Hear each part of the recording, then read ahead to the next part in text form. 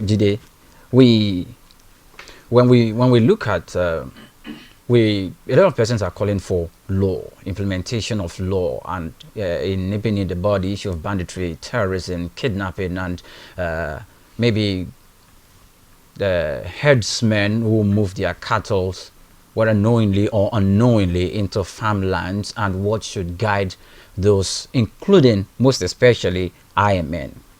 When they are the receiving end, what measure of protest and appeal, or will I say civil disobedience, can they deploy, so that they don't go through that part of you just hear that they attack the police, and some military men officers are dead, and some do they have to fight that way before their agitations will get to the ears of the I think authorities? we have an epileptic leadership syndrome in Nigeria, and I'm tempted to migrate from wasting my energy on discussing the negativities, because in business you talk about SWOT analysis, your strengths, your weakness, your opportunities, and your threats.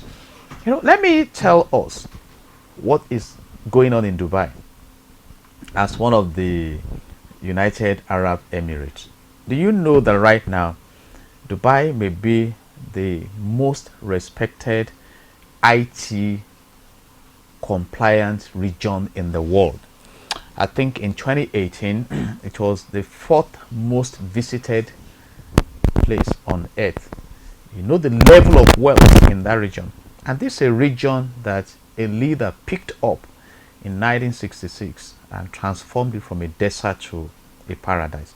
In fact, it is expected that oil may run out in that region, the UAE, and they've planned ahead by investing in human beings and their environment. It may amaze you to know that the UAE may have just about 20% of the citizens within that region and 80% of foreign direct investors that have mobilized resources to develop that place. And that is what some of us expect to see in Nigeria. So when you are talking about laws, I've said it, there's an American president who came to office, and what he did was to say, we have too many laws. I will reduce this number of laws we have, but the remaining one, we must comply with them.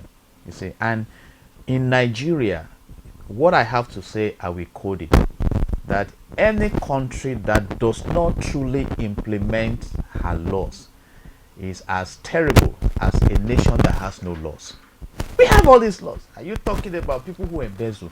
But we have politicized everything. And yet, we also make that an excuse. Because he just asked some germane questions. I am disturbed that my great nation decided to diversify the economy from a mono oil and gas based economy to develop agro potentials. And in the same vein, you have headers who are paralyzing the diversification efforts, and we condone that. And Mike Murdoch said, you don't complain about what you condone. So we need to see a government that is trying to mirror the development we see outside the scope of this nation. And the world has simplified this.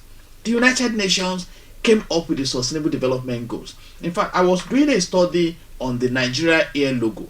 It says catching up with the world. The world is marching forward. And we are here. Backwards than probably we were before gaining our political independence in 1960. Do you know that the Britain even released the hold on the UAE, I think around 1971. Please. So, and within 50 years, you can see what has happened. So I am placing this blame on the table of the government. And let me also help the government and the people of Nigeria. We are not united. If anybody is telling us that we are united, it's a lie. And that's why you see all these sectional agitations, regional protection and division and everything.